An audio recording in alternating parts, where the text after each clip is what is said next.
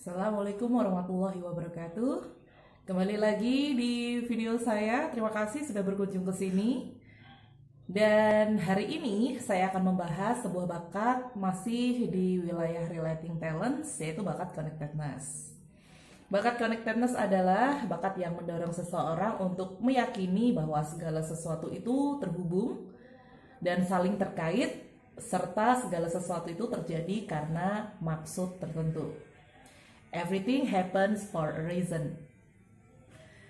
Jadi orang connectedness itu adalah orang-orang yang pandai mengambil hikmah dari setiap kejadian dan menghubungkan antara satu kejadian dengan kejadian yang lainnya untuk dicari benang merahnya hingga nanti berujung kepada hikmah-hikmah. Jadi memang orang connectedness ini ekspresinya adalah orang yang mudah menerima apa yang terjadi dalam hidupnya. Dengan penerimaan itu dia mulai mencari sebab akibatnya, mencari hikmah-hikmahnya, mencari penyebabnya kenapa sesuatu ini terjadi kepada saya hari ini. Dan mungkin itu yang menjadikan orang-orang dengan bakat kuat connectedness terlihat menjadi sosok yang bijaksana ya, karena kemampuan penerimaan yang sangat bagus. Jadi inti dari bakat connectedness ini adalah menemukan keterkaitan. Baik, kemudian dari bakat connectedness ini kira-kira potensi kekuatan apa saja yang bisa atau mungkin terbentuk. Yang pertama adalah synthesizing. Wah, ini unik ya. Kekuatan synthesizing, potensi ini adalah bakat connectedness yang dilengkapi dengan bakat input dan juga ideation. Jadi untuk synthesizing sendiri ini adalah mengintegrasikan ide dan informasi, kemudian mengkombinasikan berbagai ide dan informasi tersebut menjadi sesuatu yang baru. Orang-orang dengan kemampuan synthesizing ini memang orang-orang yang mempunyai cukup banyak informasi dan sumber daya untuk kemudian dicari keterkaitannya untuk menghasilkan sesuatu yang baru. Kemudian berikutnya adalah spiritualizing. Jika bakat connectedness dilengkapi dengan bakat empati, juga relator mungkin atau communication gitu ya. Jadi kegiatan spiritualizing ini sebenarnya adalah kegiatan yang berkaitan dengan unsur-unsur spiritual. Misalnya jika kita seorang muslim mungkin terkait dengan kegiatan muhasabah, berzikir, introspeksi diri, atau mungkin kegiatan-kegiatan memberikan ceramah atau nasihat kepada orang lain. Kemudian berikutnya ada volunteering. Nah, jika bakat connectedness ini dilengkapi dengan bakat belief dan juga adaptability. Kegiatan volunteer ini bisa dikatakan kegiatan sosial ya. Jadi sebuah kegiatan yang dilaksanakan tanpa mengharapkan imbalan apapun, yang tujuannya itu untuk menolong orang lain. Kemudian ada juga potensi kekuatan advising.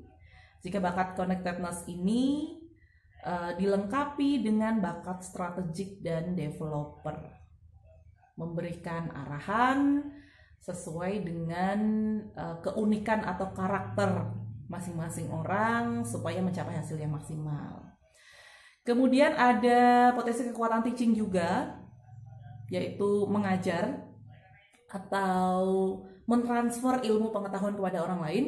Jika bakat connectedness ini dilengkapi dengan bakat developer, learner, communication, juga mungkin individualization ya. Jadi bahan ajarnya ini disesuaikan dengan masing-masing karakter atau individu.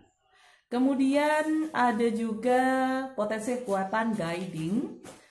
Jika bakat connectedness ini dilengkapi dengan bakat developer dan juga belief. Jadi ini kegiatan memandu orang lain untuk menemukan jalan atau tujuan. Kemudian yang terakhir ada motivating. Jika bakat connectedness ini dilengkapi dengan bakat positivity dan juga communication. Kegiatan memberikan motivasi, bisa berupa semangat, bisa berupa inspirasi, bisa berupa contoh dari diri sendiri, Nah, kepada orang lain. Kemudian tipe kekuatan apa saja yang mungkin dimiliki oleh orang dengan bakat dominan connectedness? Yang pertama tentu saja synthesizer ya. Kalau tadi saya menyampaikan bahwa potensi kekuatannya synthesizing, maka tipe kekuatannya adalah synthesizer. Kemudian caretaker, kemudian edukator dan juga motivator gitu. Nah, lalu kira-kira peran atau profesi apa saja sih yang mungkin bisa diambil gitu ya atau dilakukan oleh orang-orang dengan bakat dominan connectedness? Kalau kita simak dari penjelasan potensi kekuatan tadi, maka kita akan mendapatkan beberapa jenis pekerjaan atau profesi. Antara lain bisa juga konselor gitu ya, di potensi kekuatan advising dan juga motivator. Untuk ke potensi kekuatan motivating juga bisa sebagai pekerja sosial ya, karena potensi kekuatannya volunteering. Pekerja sosial ini bisa jadi relawan, mungkin relawan anak, relawan baca, relawan edukasi keluarga dan lain sebagainya ya. Biasanya memang pekerjaan-pekerjaan relawan ini memang adalah pekerjaan-pekerjaan yang jarang menghasilkan banyak materi gitu, karena memang dari relawan sendiri tuh pasti kita sudah langsung berpikir bahwa pekerjaan ini bukan pekerjaan yang menguntungkan secara materi, tapi kita bisa mengharapkan bahwa pekerjaan ini akan berimbas baik pada diri kita di masa depan. Baik itu harapan kita berupa pahala atau bisa juga investasi kebaikan untuk masa depan gitu ya, supaya bisa ditiru oleh anak cucu kita. Kemudian motivator tadi sudah ya. Nah, di tipe kekuatan synthesizer ini Anda bisa menggunakan profesi sebagai peneliti.